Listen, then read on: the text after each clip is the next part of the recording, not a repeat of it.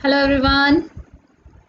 आज के लेक्चर में हम स्टार्ट करते हैं एनालिटिकल कांस्टेंट्स, जो कि थर्ड यूनिट में आपका सी टॉपिक है, एनालिटिकल कांस्टेंट।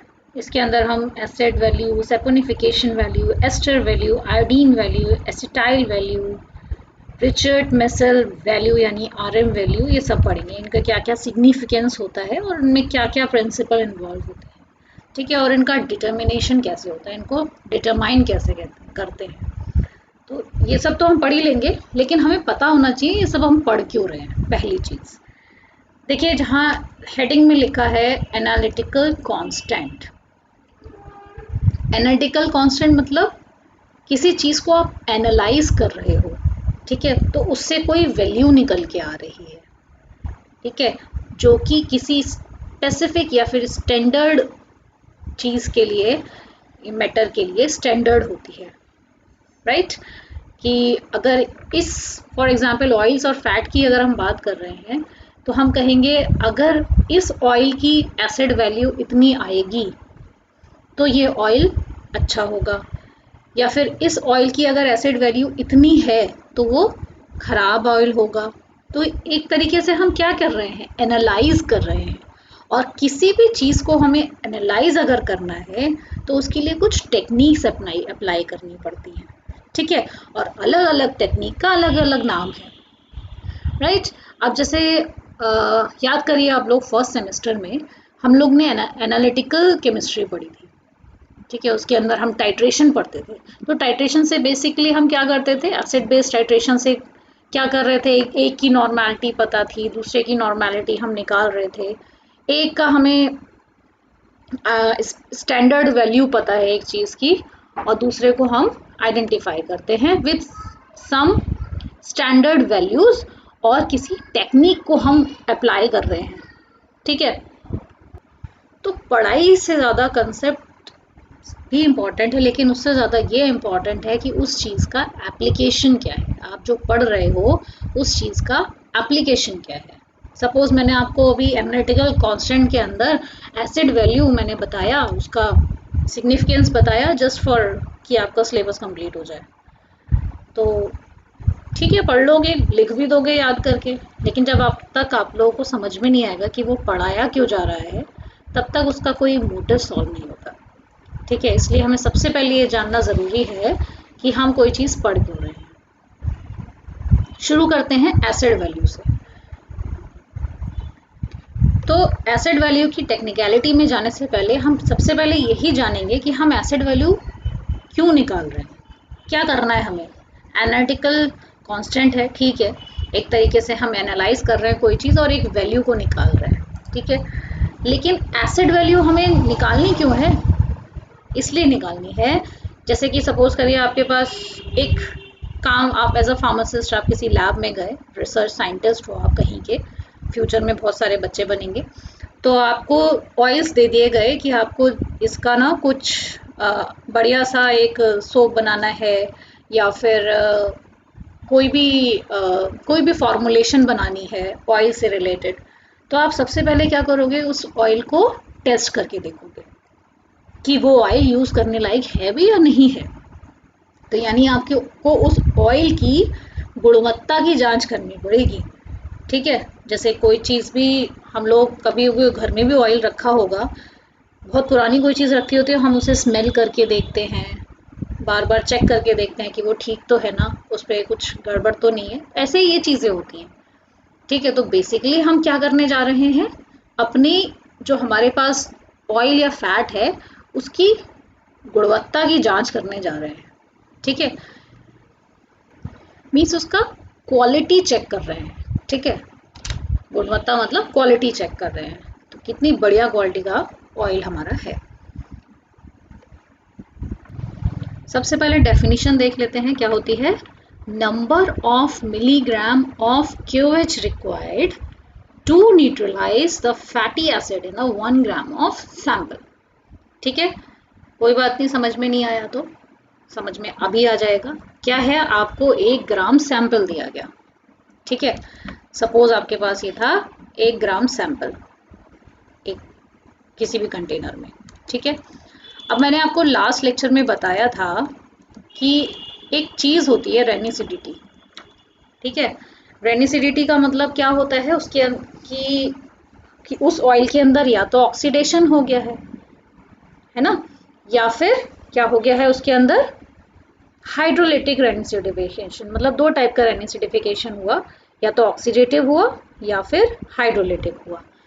तो या तो ऑक्सीडेशन हुआ या हाइड्रोलिसिस हो गई उसके अंदर। दोनों ही केस में हुआ क्या, उसमें क्या बन गए, पार्शियली उसके जो कोई भी आपका जो एक फैटी एसिड है, फैट है, मतलब सपोज ये कोई फैट है आपका, तो क्या हुआ इसमें से ये जो पार्ट था ना, इसका फैटी एसिड का पार्ट था, वो अपने आप ही ऑक्सीडेशन या हाइड्रोलिसिस की वजह से अलग हो गया, ठीक है। ये निकल के बाहर चला गया, कोई एक या फिर दो, ठीक है, इनमें से अलग हो गए। तो अलग हो गए, रहेंगे तो फैट के अंदर ही, तो वो क्या कॉज करेंगे, कोई स्पेसिफिक टाइप की स्मेल कॉज करेंगे, ठीक है। हाइड्रोलिसिस हो रहा था तो एज इट इज जो फैटी एसिड इसमें जुड़ा हुआ है वो अलग हो जा रहा था, लेकिन ऑक्सीडेशन हो रहा था तो कोई डिफरेंट टाइप का, जिसका अलग ही स्मेल थी स्पेसिफिक टाइप की, ऐसा कोई कार्बोक्सिलिक एसिड बन जा रहा था जो कि वॉलेटाइल नेचर का था, जिसकी वजह से हमें स्मेल आती है, ठीक है। तो कुल मिला के हो क्या रहा है, फैटी एसिड जो ये सैंपल था आपका, सपोज ये सैंपल है, ठीक है, इस सैंपल में जो फैटी एसिड्स हैं वो अपने वापस से फैटी एसिड के फॉर्म में, क्योंकि पहले तो ये अटैच थे, लेकिन ब्रेक होने के बाद फैटी एसिड के फॉर्म में आ जाते हैं, और फैटी एसिड की जो अमाउंट होता है इस सैंपल के अंदर बढ़ जाता है, ठीक है। अब आपसे कहा गया कि कितना फैटी एसिड बढ़ा इसके अंदर, ये तो बताओ, ठीक है। तो आप कैसे बताओगे ये चीज़, क्या करोगे, थोड़ा सा ऑयल ले लोगे, सपोज कितना ले लोगे, 1 ग्राम ले लोगे। कितना ऑयल में निकालना है आपको वो आपको पता होना चाहिए। तो आपको एक किलो ऑयल दे रखा है, ठीक है, एक लीटर ऑयल, या फिर तो 1 लीटर ऑयल या 1 किलो ऑयल में से आप क्या करोगे, 1 ग्राम को निकाल लोगे। कहोगे मैं इसमें बता दूंगा कितना फैटी एसिड है, उसके बाद टोटल में पता चल जाएगा कि कितना प्रेजेंट होगा। तो जितना ज़्यादा फ्री फैटी एसिड आपको निकल के आएगा फाइनली, उतना ज़्यादा वो एसिड वैल्यू उस सैंपल की बढ़ेगी। इसका मतलब उतना ही ज़्यादा वो सैंपल बेकार हो गया है, पुराना हो गया है, या उसमें ऑक्सीडेशन हो गया है, या हाइड्रोलिसिस हो गई है, यानी कि खराब हो गया है कुल मिला के, ठीक है। इसीलिए हमें एसिड वैल्यू निकालने की ज़रूरत पड़ती है, ठीक है। तो मैंने आपसे कह दिया बेटा आपको क्या करना है, इसकी एसिड वैल्यू निकालनी है। तो कहोगे एसिड वैल्यू निकालनी है, इसका मतलब हमें ये निकालना है कि इसमें कितना फ्री फैटी एसिड प्रेजेंट होगा इस सैंपल में। तो फैटी एसिड निकालना है, it's a type of acid. तो हम क्या करते हैं, न्यूट्रलाइजेशन करा के देख लेते हैं कि कितना बेस यूज़ होगा इस फैटी एसिड को या फिर इस एसिड को न्यूट्रलाइज करने के लिए, ठीक है। जो भी हमारा स्टैंडर्ड बेस यूज़ होगा, और तो हमें पता चल जाएगा कितना बेस यूज़ हो गया हमारा, तो कितना फैटी एसिड प्रेजेंट था। जैसे कि हम ऐसे करा करते थे ना, जब हम एनालिसिस करते थे, एनालिटिकल केमिस्ट्री पढ़ते तो हम ऐसे करते थे। तो कुल मिला के हमें ये जो एसिड है इसका अमाउंट पता करना है कि कितना अमाउंट ऑफ एसिड हमारे पास है, ठीक है। तो इसका मतलब कितना number of milligram of KOH use होगा। अब देखो हम वहाँ पर क्या करते थे, वॉल्यूम ऑफ KOH लेते थे, यहाँ पे भी वॉल्यूम ऑफ KOH लेंगे, लेकिन उसे मिलीग्राम में कन्वर्ट करना है। या तो आप ऐसा कर लो, अदरवाइज एक फॉर्मूला बना लेंगे इसका टोटल, वहाँ पर हम वॉल्यूम ऑफ KOH रखेंगे और कितना यूज़ हुआ, और सिंपली हमें निकल के आ जाएगा कितना फैटी एसिड आया, ठीक है। ऐसा भी कर लेंगे। तो देख लेते हैं कैसे होता है। तो मैंने एक आपको लेक्चर शेयर किया था acid value saponification value calculate करने के लिए, उसमें भी आपको बताया था ये फार्मूला एसिड वैल्यू का, ठीक है। सेम यही फार्मूला है, इसमें क्या कर रहे हैं हम, कितना वॉल्यूम ऑफ KOH यूज़ हुआ उस सैंपल के अंदर जो फ्री फैटी एसिड है उसे न्यूट्रलाइज करने के लिए, ठीक है, कितना वॉल्यूम ऑफ KOH यूज़ हुआ, और इस KOH की नॉर्मेलिटी आपने कितनी ली, ठीक है। इसको KOH का ये क्या है, मॉलिक्यूलर वेट, क्योंकि इस वॉल्यूम से और नॉर्मेलिटी से, इस मॉलिक्यूलर वेट से हम मिलीग्राम निकालने जा रहे हैं, ठीक है। तो कितना मिलीग्राम ऑफ KOH, कितना मिलीग्राम ऑफ KOH, इस पूरे को आप कह सकते हो कि this is a milligram of KOH। ठीक है, तो इस पूरा milligram of KOH is required to neutralise this gram of oil. ठीक है, इतना ग्राम ऑफ ऑयल, तो यहाँ 1 ग्राम होगा तो सीधे से यहाँ 1 आ जाएगा बस। तो 1 ग्राम इसीलिए लेते हैं कि ज़्यादा कैलकुलेशन ना करना पड़े। सैंपल कम है तो उतने ग्राम में भी यहाँ पर हम लिख सकते हैं। ठीक है, 1 ग्राम इसलिए लिख लेते हैं, सीधे सीधे 1 हो जाएगा। सैंपल इनफ अमाउंट में है हमारे पास, हम 1 ग्राम लेके उसको न्यूट्रलाइज करके देख लेंगे कितना KOH उसमें यूज़ हुआ है और निकाल देंगे। ठीक है, यहाँ पर 1 आ जाएगा तो कैलकुलेशन ज़्यादा करनी नहीं पड़ेगी। अब आपके पास ऐसा चैलेंज भी आ सकता है कि आपको और उसमें कम अमाउंट मिल रहा हो ऑयल का। ठीक है, आप तो फार्मासिस्ट हो, तो कैसा भी चैलेंज आ सकता है आपके पास कि भाई हमारे पास तो ये आधा ग्राम ही है, तो यहाँ पर 0.5 ग्राम हम लिख लेंगे और फिर कैलकुलेशन कर लेंगे। ठीक है, ठीक है, तो ये कुल मिला के हमें इस फॉर्मूले को याद रखना है कि एसिड वैल्यू क्या होती है, कितना वॉल्यूम हमारा KOH को यूज़ हुआ, इसको किसको, इतने सैंपल को न्यूट्रलाइज करने के लिए। ठीक है, सपोज मैंने आपको 1 ग्राम सैंपल दिया और आपसे बोला कि आप इसे बताओ कि इसमें कितनी एसिड वैल्यू आ रही है।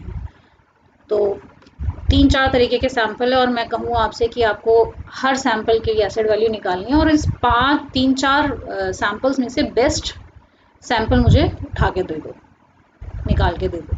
ठीक है, तो दे दोगे आप आराम से। जिसकी एसिड वैल्यू सबसे कम होगी वो सबसे बढ़िया फैट होगा। ठीक है,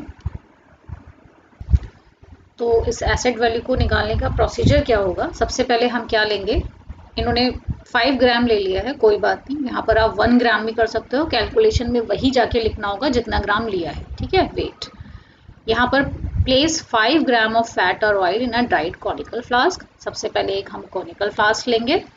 ठीक है, उसमें अपना सैंपल रख लेंगे। उसके बाद क्या करेंगे, add 25 ml of absolute ethanol. ठीक है, इथेनॉल डालेंगे उसमें and add 2 to 3 drops of phenolphthalein indicator. अब एसिड और बेस की बात हो रही है तो आपको डेफिनेटली इंडिकेटर कौन सा डालना है, फेनोल्फथालीन, राइट। उसके बाद heat the flask with shaking on water bath for 10 minutes, then cool it.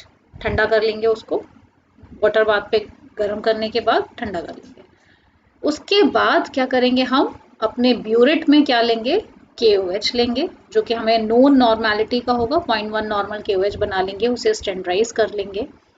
ठीक है, क्योंकि आपको पता है हम कभी भी बनाते थे कोई भी सोल्यूशन तो उसे स्टैंडर्डाइज करते थे पहले, तो KOH को पहले हम स्टैंडर्डाइज कर लेंगे HCl से कि 0.1 नॉर्मल हमारा बना या नहीं बना। ठीक है, कर लिया। तो एक्चुअल नॉर्मेलिटी आपको पता होना चाहिए KOH की, वही नॉर्मेलिटी आप रखोगे उस फॉर्मूले के अंदर।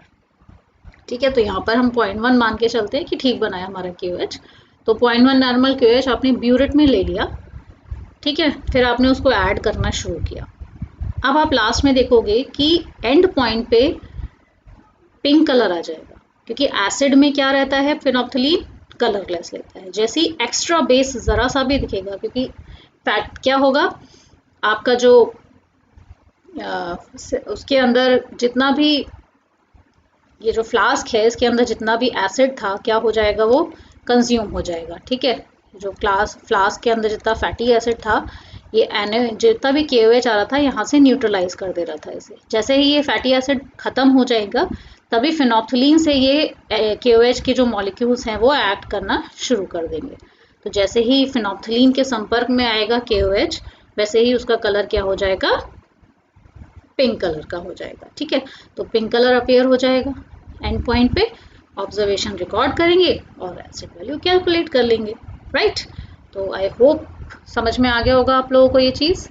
अच्छा, जिन लोगों को थोड़ा सा ऐसा लग रहा है कि ये लेंथी हो गया, उनके काम का नहीं था, तो वो स्किप भी कर सकते हैं वीडियो। जो काम की चीज़ होगी उसको ग्रैस्प करिए। मैंने ये प्रैक्टिकल वाइज इसलिए बताया क्योंकि आपको इस सेमेस्टर में ही प्रैक्टिकल भी परफॉर्म करना है। ठीक है, तो वैसे तो मैं आपको इसके सिग्निफिकेंस बता ही चुकी हूँ, बट हेडिंग डाल के लिखेंगे तो बात ही अलग है। तो आप इसमें लिख सकते हो, acid value is measure of breakdown of triglycerols into free fatty acids. ठीक है, ट्राइग्लिसरॉल जब फ्री फैटी एसिड में टूटते हैं तो उसका मेजरमेंट है वो।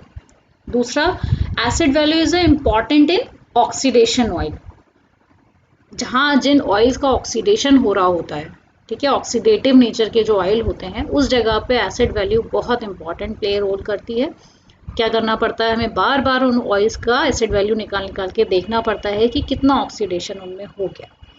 तीसरा point, acid value is an indicator of rancid state, जो कि मैंने कल भी बताया था आपको कि एसिड वैल्यू जो होता है रैनेसिड स्टेट का बहुत ही बढ़िया इंडिकेटर है कि एसिड वैल्यू बढ़ रही है यानी रैनिसिडिटी भी बढ़ रही है। Acid value gives edibility of the lipid. Edibility मतलब खाने योग्य है या नहीं है वो एसिड, इसकी भी बारे में हमें पता चलता है। बहुत ज़्यादा अगर एसिड वैल्यू है किसी फैट की तो वो खाने योग्य नहीं होते हैं, ठीक है, तो कम एसिड वैल्यू वाले फैट्स ही एडिबल होते हैं। नेक्स्ट है, pharmaceutical oil must not have any acidity, for that determination acid value is very important. For example, आपने कोई भी कैस्टर ऑयल हुआ, कुछ हुआ जिसको स्किन पे यूज़ करना है, कहीं ऐसा टॉपिकली यूज़ करना है, और आप कोई फॉर्मुलेशन बनाने जा रहे हो जिसमें आपने ऑयल यूज़ करना है, तो अगर किसी फैट की एसिड वैल्यू है, ठीक है, तो वो क्या कर सकता है, उसके जो फ्री फैटी एसिड्स हैं वो आपके दूसरे इंग्रेडिएंट्स को ख़राब कर सकते हैं, यानी एसिड जो है आपकी प्रिपरेशन को ख़राब कर सकता है। तो बेसिकली हमें ऐसे फार्मास्यूटिकल इंडस्ट्री में फैट्स ऑयल्स चाहिए होते हैं जिनकी एसिड वैल्यू नहीं होना चाहिए, ठीक है। तो हमें पहले डिटरमाइन करना पड़ता है कि कौन कौन से ऐसे ऑयल्स एंड फैट्स हैं जिनको हम अपने फार्मास्यूटिकल प्रिपरेशंस में यूज़ कर सकते हैं, ठीक है। तो आई होप ये लेक्चर आपको समझ में आया होगा, ठीक है। ध्यान से पढ़िए, बड़ा इंटरेस्टिंग है। प्रैक्टिकल जब आप करते हो आप सोच के रखो कि ये प्रैक्टिकल कर रहे हो और ऐसे ऐसे करोगे तो बड़ा इंटरेस्ट आएगा, ठीक है। तब तक के लिए नेक्स्ट वीडियो में हम सैपोनिफिकेशन वैल्यू के बारे में चर्चा करेंगे। तब तक के लिए इसको अच्छे से पढ़िए। कोई भी डाउट्स होते हैं, इनके ऊपर प्रॉब्लम्स आती हैं, उन्हें सॉल्व करिए। कोई डाउट्स होते हैं तो डेफिनेटली आप कमेंट सेक्शन में पूछ सकते हैं मेरे से। तब तक के लिए bye, have a nice time, all the best.